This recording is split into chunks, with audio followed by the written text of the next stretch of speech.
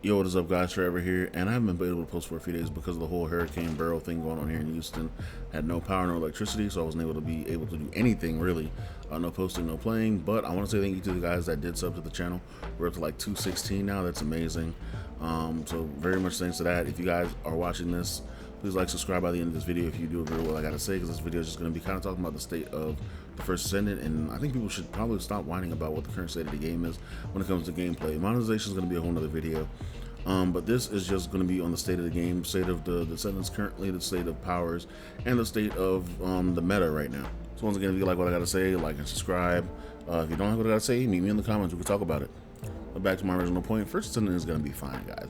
A lot of people are doom posting saying the game is not going to go anywhere, the game is going to die, NExon's going to kill the game because of the current meta of Bunny and just other things. People mostly people playing Bunny being the meta is why people are going to be quitting the first Descendant, people are not playing the first Descendant, and why the first Descendant is going to die. And I'm going to tell you that's not going to be the case. And one reason I'm going to tell you this is because the main game people like to compare this game to is Warframe, and Warframe has had those same metas for a very long time. They're called farming metas, and people use them to farm. It's going to be a process in the first Descendant that there's going to always be a farming meta when there is a Descendant that's going to be able to do a wide range of attacks to clear areas out or be able to survive a very long time in a mission that makes you want to or makes you have to survive. Now the video that's playing here is one of those set builds. It is a farming build that I specifically made when Prime Reach came out. Granted, I made the build before Prime Reach came out with regular Reach, but when Prime Reach came out, it made the build be able to expand to another level, and so it made the build perfect at this point because it can cover the entire of Hydron, which I think this is what this map was Hydron. It was a farming map that people used to level their Warframe. When I originally used this build, it was adopted by a very big YouTuber, and he showed it off and it got a lot of traction. And then when it came out with the second version, with the Prime Reach version, I was able to maximize the build because I had everything set up already still, and Prime Banshee was just about to come out. And so I threw it all on Prime Banshee because I wanted Prime, because Banshee was my main Warframe in the first place. Like, she was very finicky as a Warframe in the first place, so nobody played her, so I played her specifically for, you know, just the fun of nobody else playing her. And this was a build I wanted to use on her specifically. This is one of the farming builds that I specifically made with an AoE frame. The second one was an Ember build, but I didn't make that one myself. Somebody else made that one, and then we improved on the build when Prime Reach came out again, because the build was just perfect for this place because you could just stand in one spot and light the entire stage on fire and kill everything constantly. This is what we're doing right now. The map is huge, and I'm standing in the center of the map and just killing everything over and over. And this build still exists in Warframe. This is still possible in Warframe on any map you want to do it on, especially like survival maps or anything like that. However, the maps may have changed because they've tried to nerf and tweak the farming maps that we've used for many years now, but I mean, it's whatever.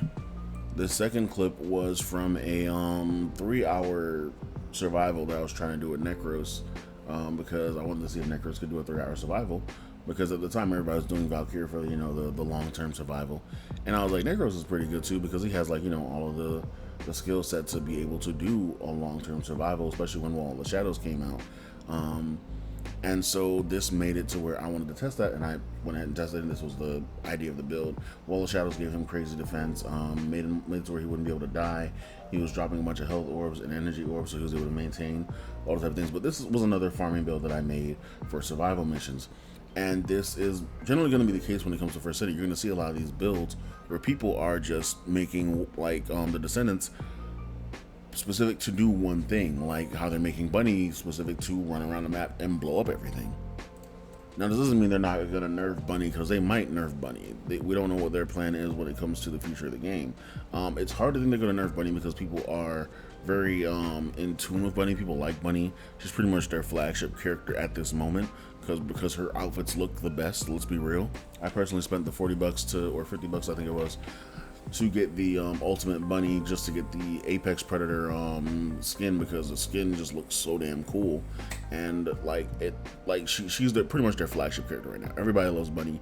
She's able to do what everybody wants her to do, which is farm, and she doesn't have to be your main. You can just build her to do that farming thing and then focus on another Descendant with, you know, with all of your other materials. The thing people need to remember is that the first Descendant is still in its infancy. The game is still barely 2 weeks old at this point as I'm making this video, and it has room to grow. It has the room to get bigger, better, and be adjusted and optimized to where other characters become more useful, and Bunny might not be as useful in the future. You never know.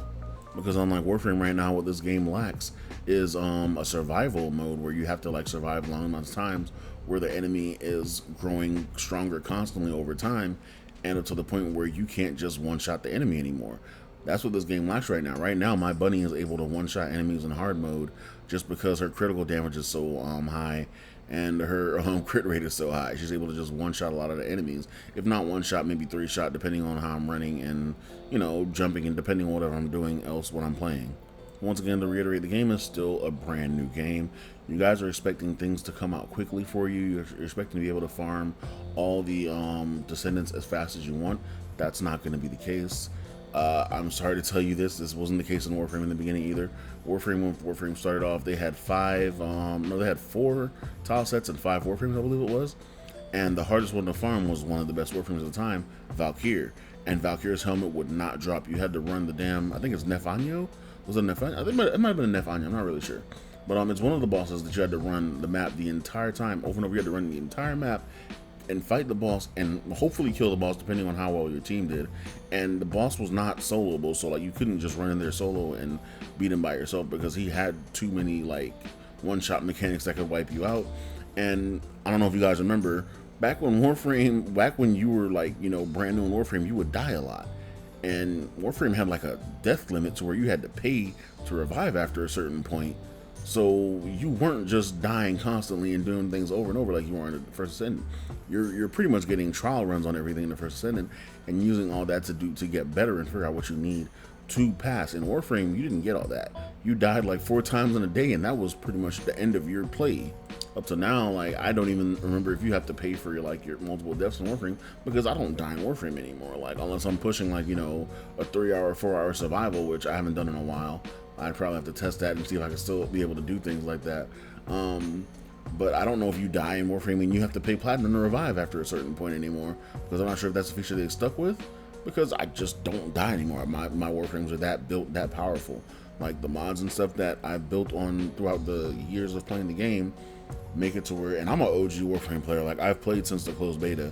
I played PC like way back, and now I play console, and like it's a very big difference from when the game very first started to what it is now. And I feel like the first Descendant just needs time. Yes, they are a bigger company. Yes, they have, you know, all the things they can steal from Warframe as ideas. But in the end, they're still trying to do their own thing. They're still trying to be their own company. They're still trying to make their own mark in the looter shooter realm. Instead of posting about meta bunny builds being the farming thing, make one, because you're gonna need one, because you're gonna need to farm a lot to do a lot of these things. Like, you're thinking that you're supposed to be able to just farm out a lot of these things by running and getting the amorphous material and running the boss. No, you're supposed to have tons of these materials and have a bunch of the item to use to plus up your chance, so you can have multiple chances of getting those things. You're not supposed to just be able to get the Descendant right out the box. You're supposed to farm for this stuff. That's the point of the game. Or you can pay for it, but like a lot of y'all don't want to pay for it. Y'all want to play the game and enjoy the game, right? So you gotta farm for it. If farming's not enjoyable for you, then this might not be the game for you. I'm not gonna lie to you. This game is meant to be played for a long time. It's not meant for you to beat it within a week and then move on to the next game. Just like Warframe. Warframe is still being played by the people that played it back in 2011, 2012. Because Warframe demands that you keep playing and fine-tuning everything that you're doing in the game. When it comes to monetization, like I said, it's going to be another video, because I don't want this video a 2-hour think piece about monetization and what's pay to win and what's pay for convenience. And if you don't want to buy it, don't buy it. And if you want to see the game succeed, buy it. But like, I don't want to do that in this video. I just wanted to go ahead and spread, you know, some more positivity. Let people realize that like the things that you're complaining about when it came to Warframe, saying that Warframe did this, Warframe was doing that, Warframe was like this, Warframe was like that. Warframe wasn't always the Warframe that you know now, especially for people that only played Warframe in the past few years. Like the people that played Warframe in like the past 4 years, Warframe was never what Warframe is now. Warframe has grown to be what Warframe is now. because it's had time to grow and learn from what the players want, and because DE listened to everything the players wanted and took feedback seriously. If you want Nexon to take your feedback seriously, if you want Nexon to make changes that you want to see, send them actual feedback. Don't go on the Facebook page and rant. Don't go on the Twitter and rant. Go to their Discord, go into the feedback channel, and leave feedback. And I don't mean this build sucks, you need to fix, you need to nerf Bunny. Leave actual feedback that is written out well, that is understandable, that is legible, that people will be able to understand what you mean, and give good, like, a good what's the word I'm looking for? Give a good solution for your feedback. Like, if you want Bunny nerfed, say why you want her nerfed. Say why she might be detrimental to the future of the game, and give a way to make that where it's not a nerf that robs people that made her and put time into her affect them that much, because of course they're still a company that makes money, and right now Bunny is making the money, and the more Bunny suits they put out, the more money they're gonna make. And like I said, monetization talk for another video. Thank you guys for watching. Like I said, if you don't agree with what I had to say, drop it in the comments, we'll talk about it. If you do, like, subscribe, share with a friend that likes First Descendant, and thanks for watching, guys. Peace out.